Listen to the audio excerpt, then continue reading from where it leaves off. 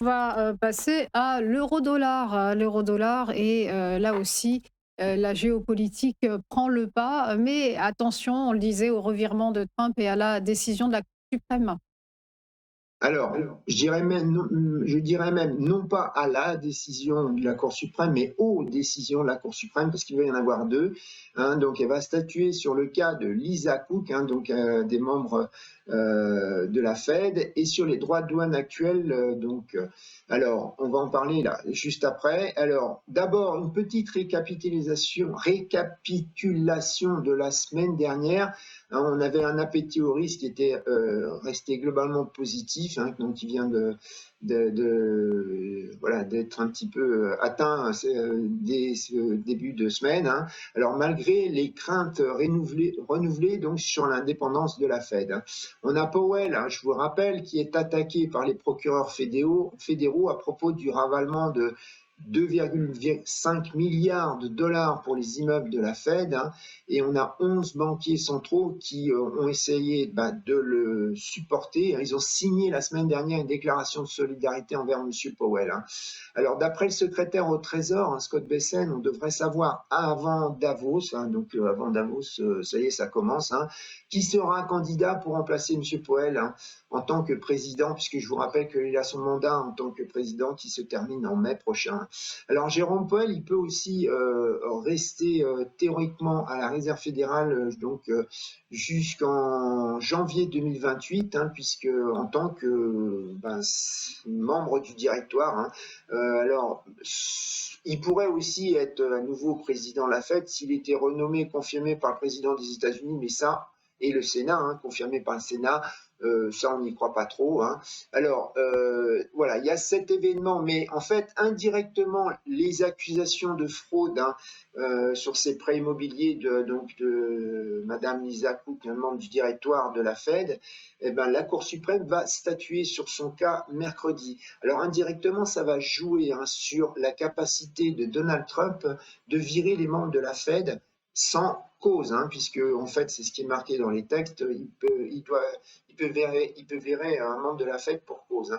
Donc le terme est vague, puisque c'est jamais arrivé. Alors on pourrait le traduire donc sans faute professionnelle.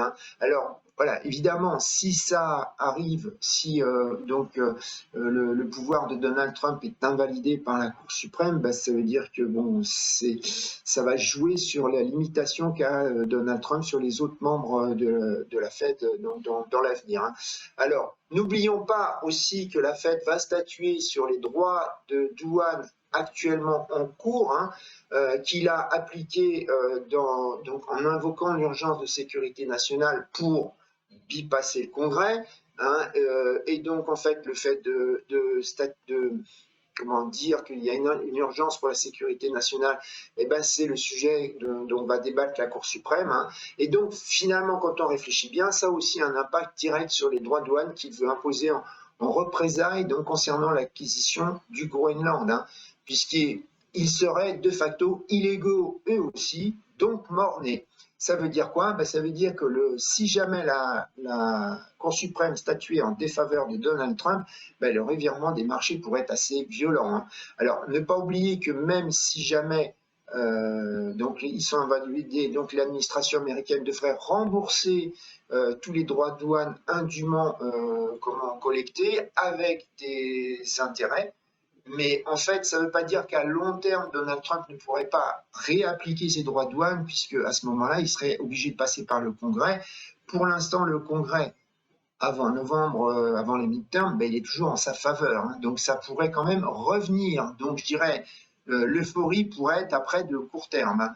Alors la Cour publie donc habituellement ses décisions, enfin ce qu'on appelle les arguments day, soit les mardis et les mercredis, soit les mardis, soit les mercredis. Alors voilà. Alors ce qu'on voit, c'est que ce matin, la paire euro-dollar, elle a déjà retracé toute la baisse qu'il y a eu à l'ouverture, qui n'était pas énorme d'ailleurs dans l'absolu, hier soir. Donc elle est même 40 pips plus haut que de vendredi dernier.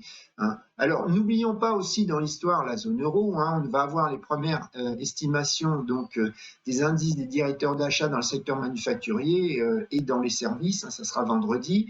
Alors on a un rebond qui est attendu donc sur ces chiffres de décembre avec l'amélioration du sentiment des directeurs d'achat. Mais bon, ces chiffres n'auront quand même pas beaucoup d'importance aux yeux des traders face à la situation géopolitique qui s'aggrave, hein. Voilà, on écoutera quand même aussi les différents membres de la BCE, hein, qui vont s'exprimer à Davos, hein.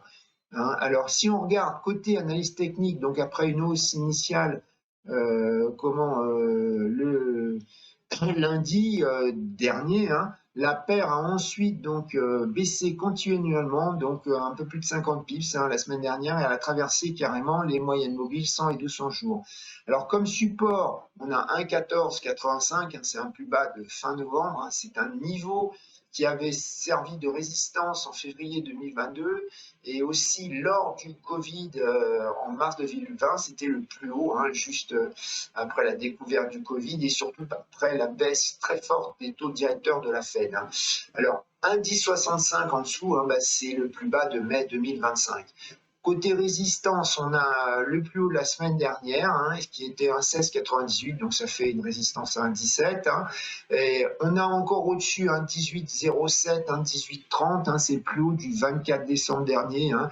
C'était aussi une résistance qui avait été testée début juillet dernier, résistance intermédiaire.